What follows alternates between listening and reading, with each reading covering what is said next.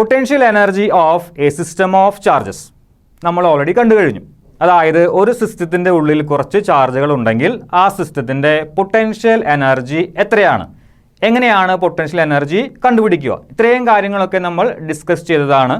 ഇനി ഒരു സിസ്റ്റത്തിൻ്റെ ഉള്ളിൽ ഒരു ചാർജ് മാത്രമേ ഉള്ളുവെങ്കിൽ എത്രയായിരിക്കും ആ സിസ്റ്റത്തിൻ്റെ പൊട്ടൻഷ്യൽ എനർജി?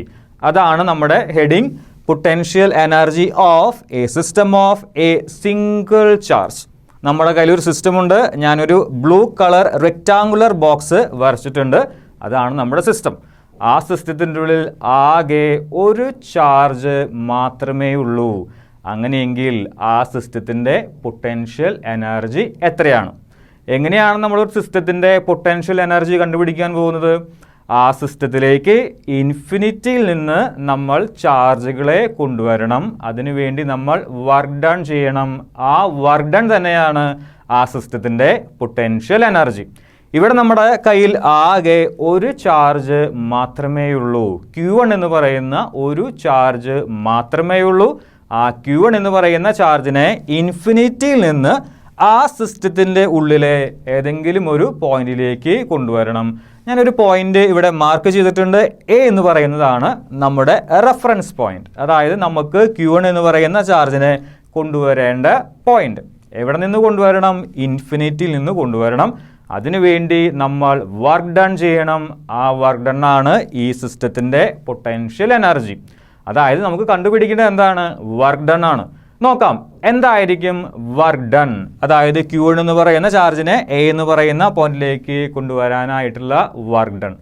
ഒരു കാര്യം ശ്രദ്ധിക്കണം, Q1 എന്ന് പറയുന്ന ചാർജിനെ ഈ സിസ്റ്റത്തിൻ്റെ ഉള്ളിലേക്ക് കൊണ്ടുവരുമ്പോൾ ഈ സിസ്റ്റത്തിൻ്റെ ഉള്ളിൽ മറ്റുള്ള ചാർജുകൾ ഒന്നും തന്നെ ഇല്ല എന്നുള്ള കാര്യം ഓർക്കണം.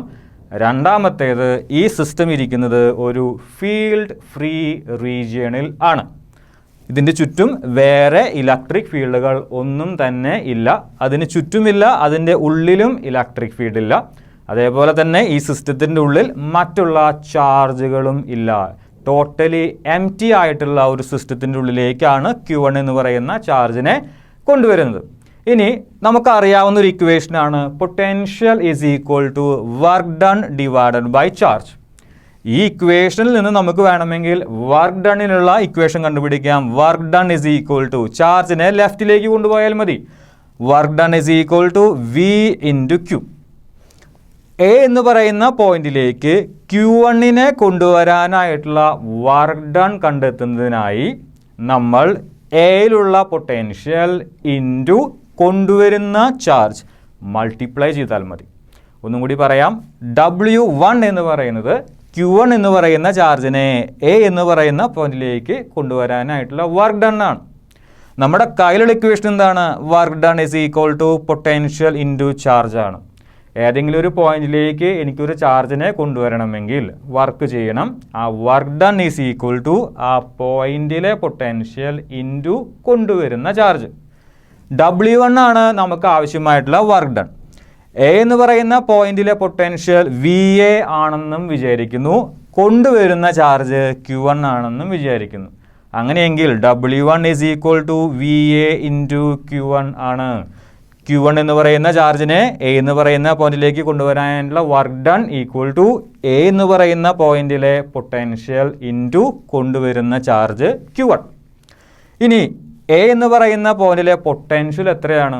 നമ്മൾ ഓൾറെഡി പറഞ്ഞു, ഈ സിസ്റ്റത്തിൻ്റെ ഉള്ളിൽ യാതൊരു വിധത്തിലുള്ള ചാർജുകളും ഇല്ല. ഈ സിസ്റ്റം ഇരിക്കുന്നത് ഒരു ഫീൽഡ് ഫ്രീ റീജിയണിൽ ആണ്. സിസ്റ്റത്തിൻ്റെ ഉള്ളിലോ സിസ്റ്റത്തിൻ്റെ പുറത്തോ ഒരു ഇലക്ട്രിക് ഫീൽഡും ആക്ട് ചെയ്യുന്നില്ല. അങ്ങനെയെങ്കിൽ PA എന്ന് പറയുന്ന പോയിന്റിൽ ഒരു പൊട്ടൻഷ്യലും ഉണ്ടാവുകയില്ല. VA 0 ആണ്. W1 is equal to 0 into Q1. It is equal to 0. Work done is equal to 0. അത് ഞാനിവിടെ ഒന്ന് ഹൈലൈറ്റ് ചെയ്ത് എഴുതിയിട്ടുണ്ട്. Work done is equal to 0. അതായത് Q1 എന്ന് പറയുന്ന ചാർജിനെ എ എന്ന് പറയുന്ന പോയിന്റിലേക്ക് കൊണ്ടുവരാനായി ഈ സിസ്റ്റത്തിൻ്റെ ഉള്ളിൽ മറ്റുള്ള ചാർജുകളൊന്നും തന്നെ ഇല്ല. ആദ്യത്തെ ചാർജാണ് Q1, ആദ്യമായി കൊണ്ടുവരുന്ന ചാർജാണ് Q1.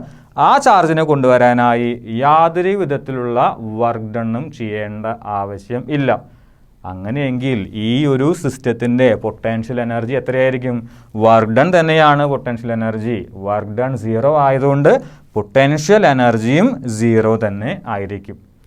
Potential energy of a system of a single charge is equal to 0.